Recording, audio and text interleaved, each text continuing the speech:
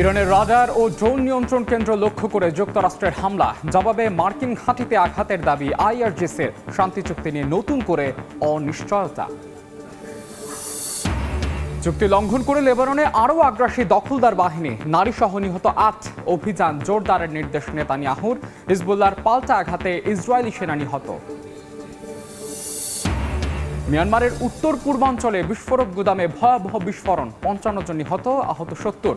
দক্ষিণ কোরিয়ার মহাকাশযান কারখানায় আগুন, প্রাণহানি ৫। এবং গ্রেফতার ও প্রাণনাশের ঝুঁকি নিয়ে ভারতে ফিরছেন ককরোচ জনতা পার্টির প্রতিষ্ঠাতা অভিজিৎ। আন্দোলনের পেছনে পাকিস্তান জড়িত, আবারও দাবি বিজেপির কেন্দ্রীয় মন্ত্রীর।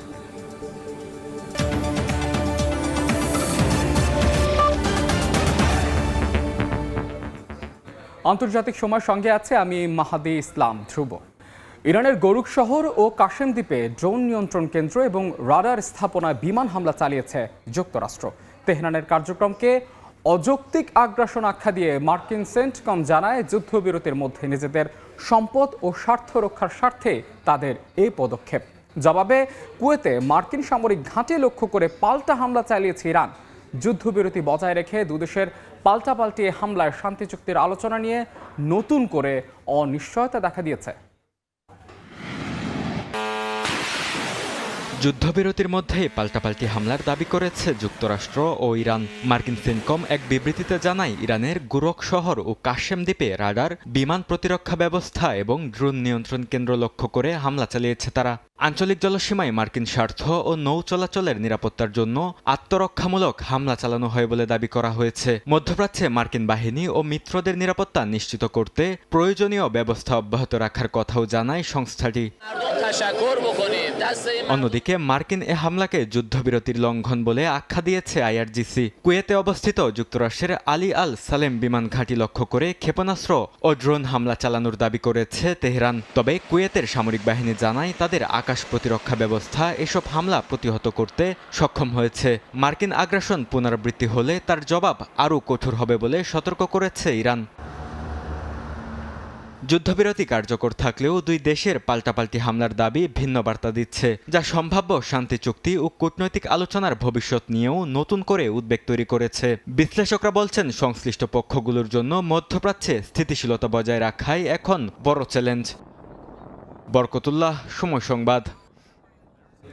লেবাননের দক্ষিণাঞ্চলে একাধিক বিমান ও ড্রোন হামলা চালিয়েছে ইসরায়েল। এতে নারীসহ ৮ জন নিহত হয়েছেন। হাসপাতাল কর্মীসহ আহত হন অন্তত ২০ জন। জবাবে হিজবুল্লাহর হামলায় এক ইসরায়েলি সেনা নিহতের খবর পাওয়া গেছে।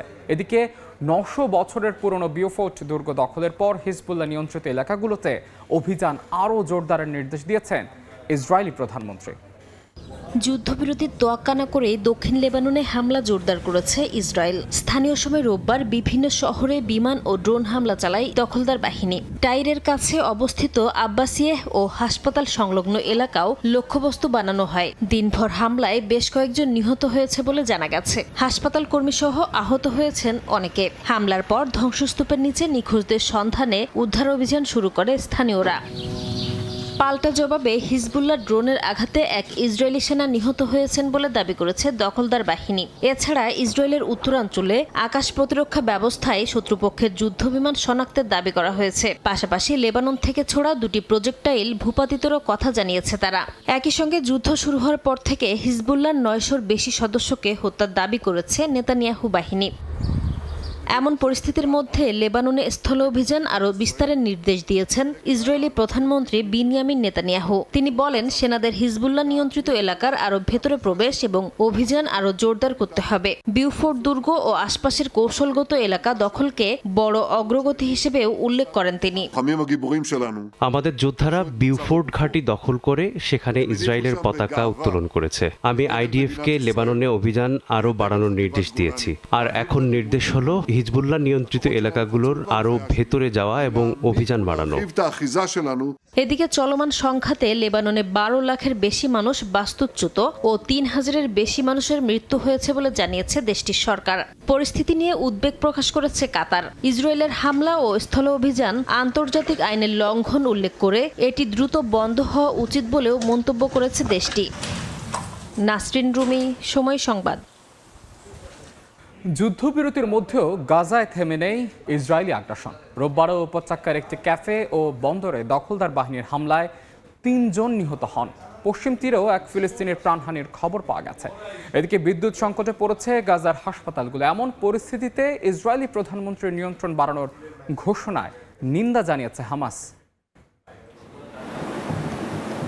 যুদ্ধবিরতির মধ্যেও গাজায় হামলা চালিয়ে যাচ্ছে দখলদার ইসরায়েলি বাহিনী। ফিলিস্তিনি সংবাদ সংস্থা অফা জানিয়েছে, স্থানীয় সময় রোববারও গাজা সিটির পশ্চিমে একটি বন্দরে হামলা চালানো হয়। এতে বেশ কয়েকজন হতাহত হন। তাদের উদ্ধার করে আল শিফা হাসপাতালে নেওয়া হয়েছে। স্বাস্থ্য মন্ত্রণালয় বলছে, যুদ্ধবিরতি কার্যকরের পর নেতানিয়াহু বাহিনীর হামলায় এ পর্যন্ত 930 জন ফিলিস্তিনি নিহত হয়েছেন।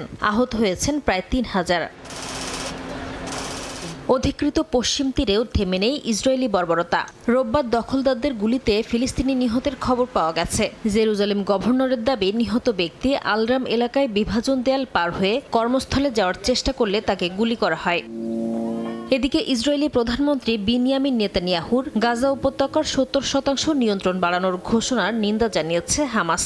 সংগঠনটির মুখপাত্র হাজিম কাসেম বলেন, 2025 সালের অক্টোবরে যুদ্ধবিরতি চুক্তি মানছে না ইসরায়েল। একই সঙ্গে যুদ্ধবিরতি বাস্তবায়নে আন্তর্জাতিক সম্প্রদায় ও জাতিসংঘ নিরাপত্তা পরিষদের হস্তক্ষেপের আহ্বান জানান তিনি। দখলদারদের আগ্রাসনের মধ্যেই গাজার দেইর আল বালাহ শহরের হাসপাতালে তীব্র বিদ্যুৎ সংকট দেখা দিয়েছে। কর্তৃপক্ষ জানিয়েছে, চতুর্থ জেনারেটর বিকল হয়ে পড়ায় বন্ধ হয়ে গেছে অপারেশন থিয়েটার, ডায়ালাইসিস, নবজাতক সেবা, আইসিইউ ও ল্যাবরেটরি বিভাগও যে কোনো সময় বন্ধের শঙ্কা প্রকাশ করেছে তারা। এতে শত শত রোগীর জীবন ঝুঁকিতে পড়েছে। জরুরি ভিত্তিতে আন্তর্জাতিক সহায়তার আহ্বান জানিয়েছে হাসপাতাল কর্তৃপক্ষ। নাসরিন রুমি, সময় সংবাদ। আন্তর্জাতিক সময় আরও থাকছে। অভিবাসী আটক কেন্দ্র ঘিরে যুক্তরাষ্ট্রের নিউ জার্সিতে উত্তেজনা, রাতভর দফায় দফায় সংঘর্ষ, পুলিশের সঙ্গে ধাওয়া পাল্টা ধাওয়া, পরিস্থিতি নিয়ন্ত্রণে কারফিউ জারি। মিয়ানমারের উত্তর পূর্বাঞ্চলে একটি বিস্ফোরক গুদামে ভয়াবহ বিস্ফোরণে অন্তত 55 জন নিহত হয়েছেন। আহত হয়েছেন 70 জনের বেশি মানুষ। নিহতদের মধ্যে 30 জন নারী ও 25 জন পুরুষ বলে জানা গেছে। স্থানীয় সময় রোববার দেশটির শান রাজ্যের কংটাট গ্রামে এই বিস্ফোরণ ঘটে। প্রত্যক্ষদর্শীরা জানান, প্রথম বিস্ফোরণের পর আরও বেশ কয়েকটা শক্তিশালী বিস্ফোরণ ঘটে। এতে আশেপাশের কয়েকটি বাড়ি ধসে পড়ে, ধ্বংসস্তূপে পুরো এলাকা পরিণত হয়। আতঙ্ক ছড়িয়ে পড়ে চারপাশেও। ঘটনাস্থলটি সশস্ত্র গোষ্ঠী tongue national liberation army TNL এর নিয়ন্ত্রণে। তারা জানান, খনির কাজে ব্যবহৃত বিস্ফোরক সেখানে সংরক্ষিত ছিল, সেখানেই এই বিস্ফোরণ ঘটে। হতাহতের সংখ্যা আরও বাড়তে পারে বলে জানিয়েছে স্থানীয় প্রশাসন।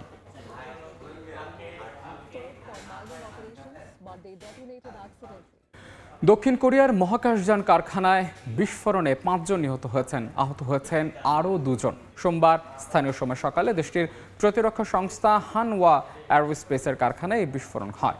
খবর পেয়ে ঘটনাস্থলে পৌঁছে আগুন নিয়ন্ত্রণের চেষ্টা শুরু করে দমকল বাহিনী। ঘটনার কারণ এবং ক্ষয়ক্ষতির পরিমাণ এখনও নির্ধারণ করা যায়নি। বিস্ফোরণটি কারখানার ভেতরেই ঘটেছে বলে ধারণা করা হচ্ছে। হানওয়া অ্যারোস্পেস দক্ষিণ কোরিয়ার একটি প্রধান প্রতিরক্ষা সরঞ্জাম প্রস্তুতকারক সংস্থা। অস্ত্র, আর্টিলারি সিস্টেম এবং মহাকাশযানের বিভিন্ন যন্ত্রাংশ তৈরি করে প্রতিষ্ঠানটি। গ্রেফতার ও প্রাণনাশের ঝুঁকি নিয়ে ভারতে ফিরছেন আলোচিত ককরোচ জনতা পার্টির প্রতিষ্ঠাতা অভিজিৎ দীপক। তার দেশে ফেরা নিয়ে ভারত জুড়ে আলোচনা চলছে। রাজনৈতিক বিশ্লেষকদের মতে, এই আন্দোলনের জনপ্রিয়তা মোদী সরকারের ইমেজকে বড় ধাক্কা দিয়েছে।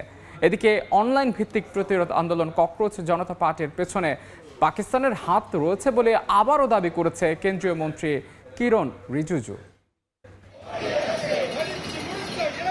ভারত জুড়ে ককরোচ জনতা পার্টি নিয়ে আলোচনার মধ্যেই বিস্ফোরক মন্তব্য করেছেন ক্ষমতাসীন দল বিজেপির কেন্দ্রীয় মন্ত্রী কিরণ রিজিজু। তার দাবি, পোকামাকড়ের নাম ব্যবহার করে বিশ্বের বৃহত্তম গণতন্ত্রকে অপমান করা হচ্ছে। এর পেছনে দেশ বিরোধী গ্যাং ও পাকিস্তানের হাত রয়েছে বলেও উল্লেখ করেন রিজিজু।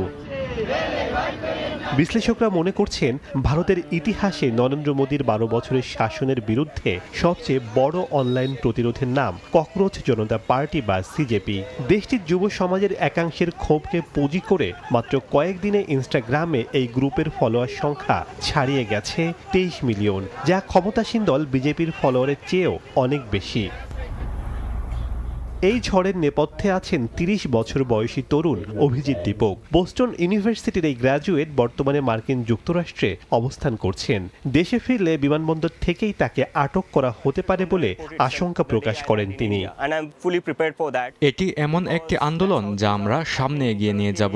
আমি ভারতে ফিরে আসছি যাতে সরকারকে জবাবদিহি করতে বাধ্য করা যায় এবং দেশের রাজনৈতিক আলোচনায় মোড় ঘুরিয়ে দেওয়া যায়। রাজনৈতিক বিশ্লেষকদের মতে এই আন্দোলনের জনপ্রিয়তা মোদী সরকারের ইমেজকে বড় ধাক্কা দিয়েছে। এর মূল কারণ হচ্ছে ইরান যুদ্ধের ফলে জ্বালানি তেলের দাম বৃদ্ধি এবং দেশে বেকারত্ব সংকট। পাশাপাশি একের পর এক পরীক্ষার প্রশ্নপত্র ফাঁস এবং কর্মসংস্থানের অভাব কোটি কোটি শিক্ষার্থীর ভবিষ্যৎকে অন্ধকারের দিকে ঠেলে দিচ্ছে। এই ক্ষুব্ধ প্রজন্মই এখন সিজেপির পতাকা তলে জড়ো হচ্ছে। শেখ সাদি মারজান, সময় সংবাদ। ক্যামেরার সামনে ছিলেন লাজুক, নীরব আর আড়ালে থাকা এক গোয়েন্দা কর্মকর্তা। তবে সময়ের সঙ্গে ছবিকেই বানিয়েছেন ক্ষমতার হাতিয়ার। খালি গায়ে ঘোড়ায় চড়া থেকে যুদ্ধকালীন ভাষণ, প্রতিটি ফ্রেমেই গড়ে উঠেছে শক্তিমান নেতার প্রতিচ্ছবি। রাশিয়ার প্রেসিডেন্ট ভ্লাদিমির পুতিনের উত্থানের গল্প কেবল রাজনৈতিক নয়, নিজেকে গড়ে তুলেছেন এক সাহসী রাষ্ট্রনেতার প্রতীক হিসেবে। ছবিকে বানিয়েছেন ক্ষমতার হাতিয়ার। ক্রেমলিনে প্রবেশের সঙ্গে সঙ্গে বুঝতে পেরেছিলেন ক্যামেরা কেবল প্রতিচ্ছবি ধরে রাখে না, বরং দৃঢ় করে ক্ষমতার চেয়ার। পুরনো ছবিতে ক্যামেরা এড়িয়ে চলা আর পেছনের সারিতে থাকা এক সাধারণ গোয়েন্দা কর্মকর্তা হিসেবেই পরিচিত ছিলেন ভ্লাদিমির পুতিন। তবে আধুনিক রাশিয়ায় টেলিভিশন ও ছবি শুধু প্রচারের মাধ্যম নয়, ক্ষমতা সংহত করারও হাতিয়ার। সেই উপলব্ধি থেকেই শুরু হয় রুশ প্রেসিডেন্ট ভ্লাদিমির পুতিনের নতুন রাজনৈতিক ব্যক্তিত্ব নির্মাণের যাত্রা। পুতিনের এই ভাবমূর্তি নির্মাণের প্রথম ধাপ ছিল রাশিয়ার সাবেক প্রেসিডেন্ট বরিস ইয়েলৎসিনের বিপরীত চরিত্র হিসেবে নিজেকে তুলে ধরা। যেখানে ইয়েলৎসিনের সঙ্গে মদ্যপানের বিতর্ক জড়িত ছিল, সেখানে পুতিনকে দেখানো হয় শৃঙ্খলাবদ্ধ, স্বাস্থ্যবান ও সংযমী নেতা হিসেবে। যুদ্ধ বিমান চালানো, জোডো অনুশীলন কিংবা খালি গায়ে ঘোড়ায় চড়ার মতো দৃশ্যগুলো বিশ্বজুড়ে আলোচনার জন্ম দেয়। বিশ্লেষকদের মতে এসব ছবির মাধ্যমে পুতিন বার্তা দিতে চেয়েছেন রাশিয়া আবারও শক্তিশালী হয়েছে, আর তার নেতৃত্ব দৃঢ় ও অটল। সময়ের সঙ্গে ছবিগুলো আরও নাটকীয় হয়ে ওঠে, কখনো সাইবেরিয়ান বাঘের শাবকের সঙ্গে, কখনো বিরল পাখির পাশে উড়ন্ত গ্লাইডারে, আবার কখনো সমুদ্রের তলদেশে অভিযানে দেখা যায় তাকে। সমর্থকদের কাছে এগুলো ছিল একজন সাহসী রাষ্ট্রনেতার প্রতীক। তবে সমালোচকদের মতে এসব সুচিন্তিত রাজনৈতিক মঞ্চায়ন, যেখানে পুতিন নিজেই একাধারে নায়ক, রক্ষাকর্তা এবং শক্তিমান রাষ্ট্রের প্রতীক হয়ে ওঠেন। 2012 সালে পুনরায় প্রেসিডেন্ট নির্বাচিত হওয়ার পর তার রাজনৈতিক ও ব্যক্তিগত ইমেজে আসে নতুন মোড়। বিরোধীদের জন্য রাষ্ট্রীয় পরিসর সংকুচিত হতে থাকে, আর পুতিন নিজেকে আরও বেশি তুলে ধরেন রাশিয়ার ভবিষ্যৎ রক্ষাকারী নেতা হিসেবে। বর্তমানে ইউক্রেন যুদ্ধ তার রাজনৈতিক পরিচয়ের কেন্দ্রবিন্দু। তবে এক সময়কার সেই ক্রীড়াবিদ ও অ্যাকশন হিরোর ছবির বদলে এখন তাকে দেখা যায় অনেক বেশি নিয়ন্ত্রিত ও দূরবর্তী এক শাসক হিসেবে। তবু 2 দশকের বেশি সময় ধরে ক্ষমতায় থাকার পেছনে ছবির শক্তিকে কাজে লাগানোর কৌশল পুতিনের অন্যতম বড় রাজনৈতিক সাফল্য হিসেবে বিবেচিত হয়। বরকতুল্লাহ, সময় সংবাদ। যুক্তরাষ্ট্রের নিউ জার্সিতে অভিবাসন আটক কেন্দ্র ঘিরে উত্তেজনা চরমে পৌঁছেছে। রাতভর দফায় দফায় সংঘর্ষ আর পুলিশের ধাওয়া পাল্টা ধাওয়ার পর রোববার থেকে নিউ ইয়র্ক শহরের ডেলানি হলের আশপাশে কারফিউ জারি করা হয়েছে, যা পরবর্তী নির্দেশ না দেওয়া পর্যন্ত প্রতিদিন রাত 9টা থেকে সকাল 6টা পর্যন্ত কার্যকর থাকবে। পরিস্থিতি নিয়ন্ত্রণে মোতায়েন করা হয়েছে স্টেট পুলিশও। নিউ জার্সির নিউ ইয়র্ক শহরের ডিলানি হল অভিবাসন আটক কেন্দ্র ঘিরে টানা কয়েকদিন ধরে বিক্ষোভ চলছে। শনিবার রাতে বিক্ষোভকারীদের সঙ্গে পুলিশের ব্যাপক সংঘর্ষ হয়। প্রত্যক্ষদর্শীদের মতে বিক্ষোভকারীরা ব্যারিকেড ভাঙার চেষ্টা করলে পুলিশ রায়ট শিল্ড ব্যবহার করে তাদের পেছনে ঠেলে দেয়। সামাজিক মাধ্যমে প্রকাশিত ভিডিওতে দেখা যায় পুলিশ ঘোড়ায় চড়ে বিক্ষোভকারীদের ছত্রভঙ্গ করছে। পরিস্থিতি নিয়ন্ত্রণে নিউ ইয়র্কের মেয়র রাস বারাকা রোববার ভোরে কারফিউ ঘোষণা করেন। রাত 9টা থেকে সকাল 6টা পর্যন্ত এই কারফিউ কার্যকর থাকবে এবং পরবর্তী নির্দেশ না দেওয়া পর্যন্ত তা বহাল থাকবে বলেও জানানো হয়। একই সঙ্গে আটক কেন্দ্র সংলগ্ন অর্ধমাইল এলাকা জুড়ে নিরাপত্তা জোরদার করা হয়েছে। নিউ জার্সির গভর্নর মিকি শেরিল জানিয়েছেন, কিছু উস্কানিদাতা পরিস্থিতি আরও উত্তপ্ত করেছে। বলেন, জননিরাপত্তা নিশ্চিত করতে স্টেট পুলিশকে দায়িত্ব দেওয়া হয়েছে। পাশাপাশি সহিংসতা ঠেকাতে বিক্ষোভের নির্দিষ্ট এলাকা তৈরি করার কথাও জানান তিনি।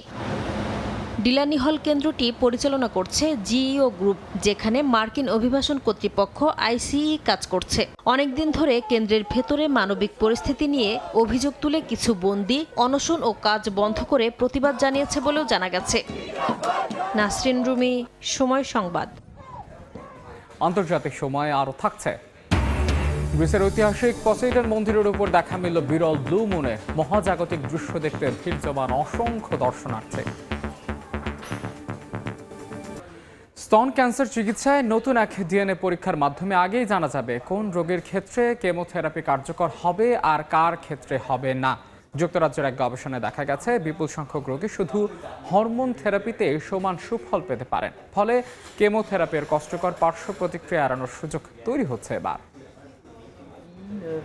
স্তন ক্যান্সার চিকিৎসায় বড় ধরনের অগ্রগতির দাবি করেছেন যুক্তরাজ্যের গবেষকরা। ইউনিভার্সিটি কলেজ লন্ডনের নেতৃত্বে পরিচালিত এক আন্তর্জাতিক গবেষণায় স্তন ক্যান্সার চিকিৎসায় নতুন সম্ভাবনার কথা উঠে এসেছে। গবেষকরা প্রসিগনা নামে একটি ডিএনএ পরীক্ষা ব্যবহার করে দেখেছেন কোন রোগীর ক্ষেত্রে কেমোথেরাপি প্রয়োজন আর কার ক্ষেত্রে তা এড়ানো সম্ভব। 40 বছরের বেশি বয়সী 4000 রোগীকে এই গবেষণায় অন্তর্ভুক্ত করা হয়।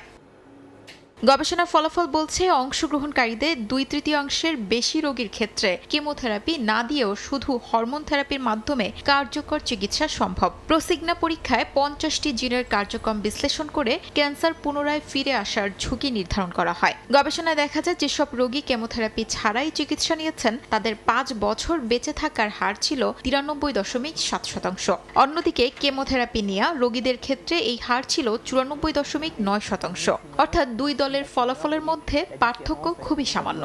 গবেষকদের মতে এতে প্রমাণ মিলেছে অনেক রোগী অপ্রয়োজনীয় কেমোথেরাপি ছাড়াই নিরাপদ ও কার্যকর চিকিৎসা পেতে পারেন। বিশেষজ্ঞরা বলছে এই গবেষণা ক্যান্সার চিকিৎসাকে আরও ব্যক্তিকেন্দ্রিক করার ক্ষেত্রে গুরুত্বপূর্ণ পদক্ষেপ। কারণ এতদিন অনেক রোগীকে সতর্কতামূলক ব্যবস্থা হিসেবে কেমোথেরাপি দেয়া হতো, যদিও সবার ক্ষেত্রে এর উপকার সমান ছিল না। নতুন পরীক্ষাটি ব্যাপকভাবে ব্যবহৃত হলে হাজার হাজার রোগী কেমোথেরাপি ক্লান্তি, বমি ভাব, চুল পড়া, রোগ প্রতিরোধ ক্ষমতা কমে যাওয়া এবং অন্যান্য শারীরিক মানসিক ধকল থেকে রক্ষা পেতে পারেন। শিউলি রোজা, সময় সংবাদ। কঙ্গোতে ভয়াবহ রূপ নেয়া ইবোলা প্রাদুর্ভাব মোকাবেলায় জোরদার করা হয়েছে চিকিৎসা ও প্রতিরোধ কার্যক্রম। এরই মধ্যে 4 জন রোগী সুস্থ হয়ে হাসপাতালে ছেড়েছেন। তবে সংক্রমণ ও মৃত্যুর সংখ্যা বাড়তে থাকায় আঞ্চলিক বিস্তারের ঝুঁকি নিয়ে সতর্ক করেছে বিশ্ব স্বাস্থ্য সংস্থা। এদিকে যুক্তরাষ্ট্র সমর্থিত একটি ইবোলা কোয়ারেন্টাইন পরিকল্পনা স্থগিত করেছে কেনিয়ার আদালত। ইবোলা ভাইরাসের ভয়াবহ সংক্রমণের মধ্যে নতুন করে দেখা দিয়েছে আশার আলো। গণতান্ত্রিক কঙ্গো প্রজাতন্ত্রে বুন্ডিবুগীয় ধরনের ইবোলায় আক্রান্ত 4 নার্স সুস্থ হয়ে হাসপাতাল ছেড়েছেন বলে জানিয়েছে বিশ্ব স্বাস্থ্য সংস্থা। এর আগে এক ল্যাব কর্মীও সুস্থ হন। এতে মোট সুস্থ হওয়া রোগীর সংখ্যা দাঁড়িয়েছে 5 জনে। স্বাস্থ্য কর্মকর্তারা বলছেন দ্রুত শনাক্তকরণ ও চিকিৎসার ফলে আরও রোগীর সুস্থ হওয়ার আশা দেখা যাচ্ছে। তবে প্রাদুর্ভাব এখনও নিয়ন্ত্রণে আসেনি। বিশ্ব স্বাস্থ্য সংস্থার তথ্য মতে এখন পর্যন্ত 282 জনের সংক্রমণ নিশ্চিত হওয়া গেছে। মারা গেছেন 42 জন। এছাড়া সম্প্রতি নতুন করে আরও 19 জনের ইবোলার সংক্রমণ শনাক্ত হয়েছে। পূর্বাঞ্চলীয় গোমারে বিভিন্ন চিকিৎসা কেন্দ্রে হাত ধোয়া, তাপমাত্রা পরীক্ষা এবং স্বাস্থ্যবিধি মেনে চলার বাধ্যতামূলক করা হয়েছে। পরিস্থিতি পর্যবেক্ষণে ইতুরি প্রদেশের রাজধানী বুনিয়া সফর করেছেন বিশ্ব স্বাস্থ্য সংস্থার মহাপরিচালক। সীমান্তবর্তী এ অঞ্চলের সংক্রমণ ইতোমধ্যে উগান্ডায়ও ছড়িয়ে পড়েছে, যে কারণে উগান্ডা কঙ্গোর সঙ্গে সীমান্ত বন্ধের পাশাপাশি কঙ্গো সরকারও আক্রান্ত এলাকায় যাতায়াতে বিধিনিষেধ আরোপ করেছে। এদিকে যুক্তরাষ্ট্র সমর্থিত বিতর্কিত ইবোলা কোয়ারেন্টাইন পরিকল্পনা সাময়িকভাবে স্থগিত করেছেন কেনিয়ার একটি আদালত। পরিকল্পনা অনুযায়ী ইবোলার সংস্পর্শে আসা মার্কিন নাগরিকদের জন্য একটি সামরিক ঘাঁটিতে 50 শয্যার একটি বিশেষ কেন্দ্র স্থাপন করা হতো।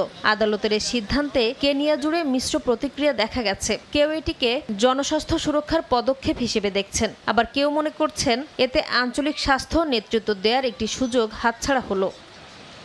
বিশ্ব স্বাস্থ্য সংস্থা ইবোলা পরিস্থিতিকে আন্তর্জাতিক জনস্বাস্থ্য জরুরি অবস্থা হিসেবে ঘোষণা করেছে। সংস্থাটির আশঙ্কা সংক্রমণ আরও দেশে ছড়িয়ে পড়তে পারে। গত 2 সপ্তাহে কঙ্গো ও উগান্ডায় 1000-এর বেশি সন্দেহভাজন সংক্রমণ এবং 246 জনেরও বেশি মৃত্যুর খবর পাওয়া গেছে। বিশেষজ্ঞদের মতে প্রকৃত সংখ্যা আরও বেশি হতে পারে। নাসরিন রুমি, সময় সংবাদ। ভারতের সঙ্গে সীমান্ত নিয়ে নেপালের প্রধানমন্ত্রী বালেন্দ্র শাহর এক মন্তব্যে কাঠমান্ডুর রাজনীতিতে তোলপাড় সৃষ্টি হয়েছে। পার্লামেন্টে তিনি দাবি করেন কেবল ভারতই নয়, নেপালও ভারতের বেশ কিছু ভূখণ্ড দখল করে রেখেছে। প্রধানমন্ত্রীর এমন মন্তব্যের পর দেশ জুড়ে তীব্র সমালোচনা শুরু হয়। বিরোধী দলগুলো পার্লামেন্টের রেকর্ড থেকে এই বক্তব্য প্রত্যাহারের দাবি জানিয়েছে। পরে পরিস্থিতি সামাল দেওয়ার চেষ্টা চালায় নেপাল সরকার। বিতর্ক থাকতে দেশটির পররাষ্ট্র মন্ত্রণালয় এটিকে নাগরিকদের আন্তঃসীমান্ত জমি ব্যবহারের জটিলতা বলে ব্যাখ্যা দিয়েছে। 1962 সালের চীন ভারত যুদ্ধের পর থেকেই কৌশলগতভাবে গুরুত্বপূর্ণ প্রায় 372 বর্গ কিলোমিটারের কালাপানি অঞ্চলটি ভারতের নিয়ন্ত্রণে রয়েছে।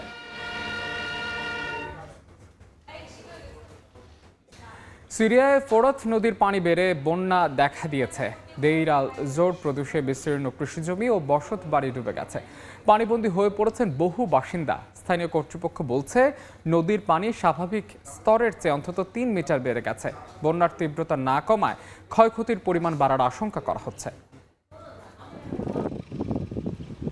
সিরিয়ার পূর্বাঞ্চলীয় দের আল জুর প্রদেশে কৃষিজমি, সড়ক ও বসতবাড়ি ডুবে আছে পানির নিচে। ফোরাত নদী উপচে পড়ায় সেখানে দেখা দিয়েছে ভয়াবহ বন্যা। লোকালয়ে পানি প্রবেশ করায় বাসিন্দারা নিরাপদ স্থানে সরে যেতে বাধ্য হয়েছেন। স্থানীয় প্রশাসন ও বাসিন্দারা মিলে নদীর তীর রক্ষায় জরুরি ব্যবস্থা নেওয়ার চেষ্টা চালিয়ে যাচ্ছে।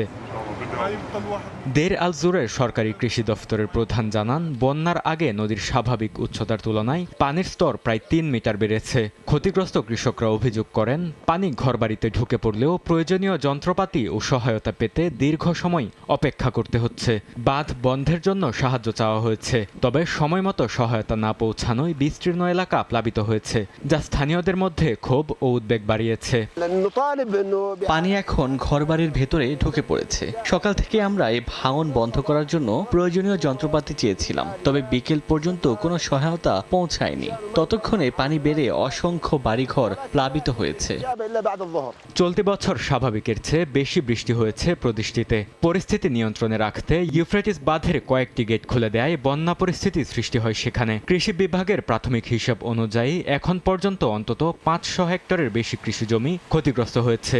এমন পরিস্থিতিতে সংশ্লিষ্টরা সতর্ক করে বলছেন, বন্যা চূড়ান্ত পর্যায়ে রয়েছে এবং নদীর পানির স্তর স্থিতিশীল হয়নি। বরকতুল্লাহ, সময় সংবাদ। গ্রিসের আকাশে দেখা মিলল বিরল ব্লু মুন বা নীল চাঁদ। রোববার কেপসুনিয়ন এলাকায় ঐতিহাসিক পসেইডন মন্দিরের উপর এই চাঁদ দেখা যায়। চলতি বসন্ত মৌসুমের শেষ পূর্ণিমা ছিল এটি। নাম ব্লু মুন হলেও মহাজাগতিক এই চাঁদটি নীল রঙের নয়। একই মাসে দ্বিতীয়বার পূর্ণিমা হলে তাকে ব্লু মুন বলা হয়, যা বিরল ঘটনা। মার্কিন মহাকাশ গবেষণা সংস্থা নাসা জানিয়েছে এটি ছিল বছরের অন্যতম ক্ষুদ্রতম চাঁদ। বৈজ্ঞানিক ভাষায় যাকে মাইক্রোমুন বলা হয়ে থাকে। এই বিরল দৃশ্য দেখতে ভিড় জমান অসংখ্য দর্শনার্থী।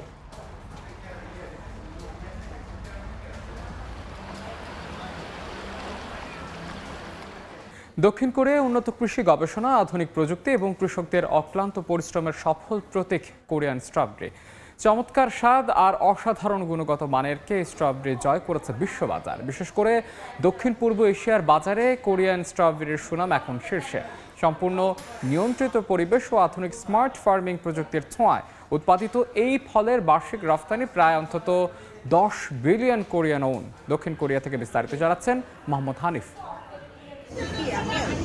স্বাদ, নজর কাড়া রঙের জাদুতে বিশ্ব মাতাচ্ছে দক্ষিণ কোরিয়ার স্ট্রবেরি। বিশেষ করে দক্ষিণ পূর্ব এশিয়ার দেশগুলোতে বাড়ছে সুস্বাদু এই ফলের চাহিদা। গুণগত মানে অনন্য হওয়ায় আন্তর্জাতিক বাজারেও তৈরি করছে একচেটিয়া আধিপত্য। দখল করে নিয়েছে প্রিমিয়াম ফলের বিশেষ স্থান। একসময় কোরিয়ার স্ট্রবেরি চাষ জাপান জাতের উপর নির্ভরশীল থাকলেও সেই চিত্র এখন বদলেছে। দেশীয় গবেষকদের দীর্ঘ প্রচেষ্টায় উদ্ভাবিত হয়েছে সোলহিয়াং, মেহিয়াং, খুমশিল এবং কিং স্ট্রবেরির মতো বেশ কয়েকটি উন্নত জাত। এই জাতগুলো এখন বিদেশেও ব্যাপক জনপ্রিয়। স্ট্রবেরি ফুল দেখতে ভীষণ সুন্দর। খোলা পরিবেশে বাতাস ও মৌমাছির মাধ্যমে এসব ফুলে পরাগায়ন হয়। তবে গ্রিন হাউসে বাতাসের অভাব থাকায় আমরা 2 ধরনের মৌমাছি রাখি, মধুমক্ষিকা এবং ভোমরা মৌমাছি। পরাগায়ন সম্পন্ন হলে সাদা পাপড়িগুলো ঝরে যায়। প্রথমে ছোট সবুজ স্ট্রবেরি, পরে সাদা রং ধারণ করে এবং শেষে লাল, রসালো ও সুস্বাদু স্ট্রবেরিতে পরিণত হয়। কোরিয়ার আধুনিক প্রযুক্তি, নিয়ন্ত্রিত গ্রিনহাউস এবং কঠোর মান নিয়ন্ত্রণ ব্যবস্থার কারণে নিশ্চিত হচ্ছে premium quality. Singapore, Vietnam, Indonesia, Thailand, Malaysia ও হংকং সহ বিভিন্ন দেশে দিন দিন বাড়ছে এর জনপ্রিয়তা। বিশ্বের অন্যতম সেরা এই স্ট্রবেরি এখন কোরিয়ার কৃষিপণ্য রপ্তানির শীর্ষ অবস্থানে। চলতি বছরে এখন পর্যন্ত রপ্তানি আয় ছুঁয়েছে প্রায় 10 বিলিয়ন কোরিয়ান ওন। এই স্ট্রবেরি দেখতে যেমন সুন্দর, খেতেও অনেক সুস্বাদু। দক্ষিণ কোরিয়ারা তাদের নিজ দেশের চাহিদা পূরণ করে বিশ্বের বিভিন্ন দেশে রপ্তানি করছেন। দক্ষিণ কোরিয়া থেকে মোহাম্মদ হানিফ, সময় সংবাদ। আন্তর্জাতিক সময়ের শীর্ষ সংবাদ জানিয়ে দিচ্ছে আরও একবার। ইরানের রাডার ও ড্রোন নিয়ন্ত্রণ কেন্দ্র লক্ষ্য করে যুক্তরাষ্ট্রের হামলা, জবাবে মার্কিন ঘাঁটিতে আঘাতের দাবি আইআরজিসির। শান্তি চুক্তি নিয়ে নতুন করে অনিশ্চয়তা। চুক্তি লঙ্ঘন করে লেবাননে আরও আগ্রাসী দখলদার বাহিনী, নারী সহ নিহত 8। অভিযান জোরদারের নির্দেশ নেতানিয়াহুর। হিজবুল্লাহর পাল্টা আঘাতে ইসরায়েলি সেনা নিহত। এবং মিয়ানমারের উত্তর পূর্বাঞ্চলে বিস্ফোরক গুদামে ভয়াবহ বিস্ফোরণ, 55 জন নিহত, আহত 70। দক্ষিণ কোরিয়ার মহাকাশযান কারখানায় আগুন, প্রাণহানি 5।